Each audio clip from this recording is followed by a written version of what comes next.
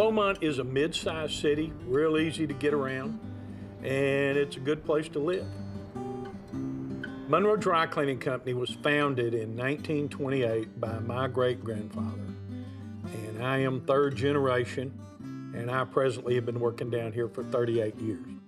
Beaumont, only being 17 miles from the coast, that we're going to get some storms through here from time to time, and we've had some dandies. All right, let's go back out to Beaumont once again. Without a doubt, Hurricane Rita making itself present and a dangerous situation here.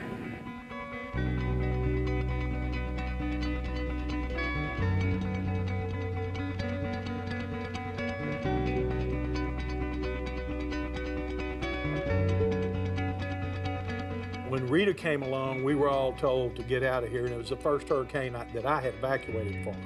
Hurricanes impact the whole state.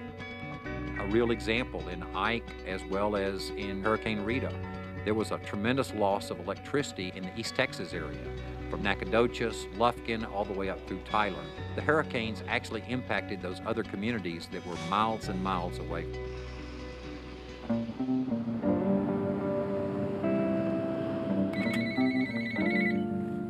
Thank you for calling Monroe's. This is Llewellyn. Can I help you?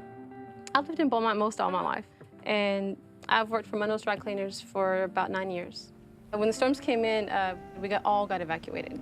It's really important that employees have their own preparedness plan in place, that they've done really 3 basic things, that they follow the instructions of local authorities in the midst of a disaster, that they have a plan at home, and then also to have all those really basic things in a kit that you have at home, and that you have kind of a condensed version of that kit in your vehicle as well. I was worried during that time, is this storm gonna catch us on the road? You know, because this storm's moving in the coast, and we're stopped for hours and hours and hours. I realized how hard it was gonna hit Beaumont and all of us down here. Then I was worried, you know, what's gonna happen to my store? What's gonna happen to my company? Am I gonna have a job when I get back? I have 4 kids, so even if it is a hurricane, if you're not making any money, then you can't feed your family. Thank you. You have a good day. You too. Bye-bye. When Rita came, we did not come back for a week. There was no service, not enough police department. Public water supply was contaminated. There was no electricity. Every business should have a disaster plan for the continuity of their own business as well as the employees that work within that business. There's a lot of things that business depends on day to day that may or may not be available once a disaster occurs. How will they pay their bills? How will employees get to and from work? What if there's a high absentee rate? How will they handle that? How do they get stock, inventory resupplied, whether it's food or other goods that they sell? During Rita, our plan was we played it by the seat of our pants. If you look back at history and you look at the businesses that don't have any plans, those businesses, for the vast majority of them, if there's a major disaster in their community, they won't survive. When we come back in, you could see debris everywhere, and power lines were down, but I kept in touch with my supervisor and told her I was back. The woman at the time, she was a wheel and deal kind of person, you know, and she says, okay, we're washing clothes for the utility workers. You know, if you want, come on down. Slowly but surely, business was coming back, and we made some real good improvements. You cannot afford not to be prepared.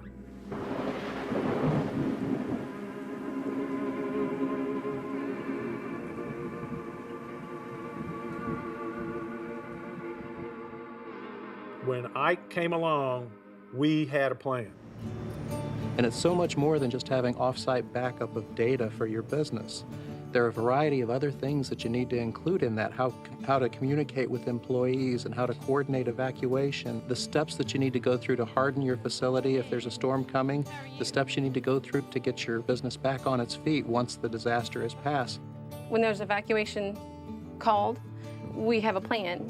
The supervisors start coming out to the stores, and we each have our own materials to cover our windows. The maintenance guys, they immediately start boarding up the stores, and you give them your contact numbers and say, this is where I'm headed. In Ike, we had everybody's phone number, and they touch base with us every 24 hours with their supervisors. And everybody has a duty. And for instance, one guy's duty is to make sure that everybody has a card where they can get back in town. Another person's duty is to have blow-up beds and sheets so that we can sleep about 20 people down. Another person's duty, maintenance side, is to make sure the generator runs out here. And the cooks to make sure that we have drinks and food for everybody around here. We've learned from the past hurricanes how to prepare for a hurricane. We got water, we got Cokes, we got food. I got gumbo. I got about 8 gallons of gumbo in there. During Ike, we fed all of our people. We fed the police department. We had the mayor stop by one time and eat. Just trying to get life back to normal for as many people as possible. The community is a group of businesses. When businesses are open, it's much easier to get back into some set of normalcy. After Hurricane Ike, I went to work within 2 days. Just long enough to get my house in order, and then I was back. I think the better you prepare, the easier it is to recover.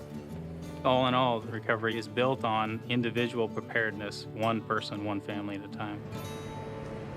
I think Monroe's dry cleaning was prepared, and I think if they hadn't been on their feet and been ready, I would have had nowhere to work. A really important component of the recovery phase is getting business and the economy back on its feet. If you don't have people back to work, you can't really restore all the essential services and activities of the community. You know, everything centers around business picking up and going. The paychecks, the restaurants, everybody's got to have people back in order to get the city up and functioning the way it should. You can sleep better at night when they tell you there's a storm in the Gulf when you're ready to go. If we had a storm tomorrow, we know what we would do. You just saw how businesses that have a plan in place can weather the crisis and recover more quickly. Whether it's a hurricane, flood, tornado, or man-made disaster, individuals and businesses must be ready to respond and recover from a major catastrophe. That's why it's important to have a plan, to have essential items needed to live through a disaster, and to know how you'll get credible information during a crisis. Make a plan at texasprepares.org. You can also contact emergency management organizations to find out more about the plans available in your area. Your community's recovery depends upon it.